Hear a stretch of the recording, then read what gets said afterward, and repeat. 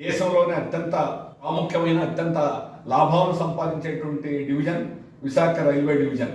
అలాంటి రైల్వే డివిజన్ని లేకుండా చేయడం, ఇక్కడ నుంచి బదలాయించాలని నిర్ణయించారు రైల్వే శాఖ. ఇది సొంత తప్పు. ఈ నిర్ణయాన్ని ఉపసంహరించుకోవాలని డిమాండ్ చేస్తున్నాం. డీజిల్ లోకో షెడ్ కానీ, అలాగే ఎలక్ట్రికల్ షెడ్ కానీ, అలాగే కోచ్ కాంప్లెక్స్లు కానీ అన్నీ ఇక్కడే ఉన్నాయి. ఇతర ఆక్సిలరీ షాపులు కూడా ఇక్కడే ఉన్నాయి. మనకు స్థలాలు ఉన్నాయి. అందుకని డివిజన్ కూడా ఇక్కడే ఉండాలి. దేశంలో రైల్వే జోన్లు ఉన్న దగ్గరే అన్ని చోట్ల డివిజన్లు ఉన్నాయి. ఒక్క విశాఖపట్నంలోనే ఈ డివిజన్ ఇక్కడ నుంచి ఎందుకు మారుస్తారని అడుగుతున్నాం. అందుకని ఈ రకంగా డివిజన్ మార్చాలనేటువంటి ప్రయత్నం ఉపసంహరించుకోవాలి.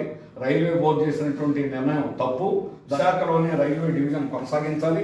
అలాగే ఆ కార్మికుల్ని, ఉద్యోగుల్ని ఇబ్బందులు పెట్టడానికే కావాలని ఈ రకంగా చేస్తున్నారని చెప్పేసి తెలుస్తున్నది.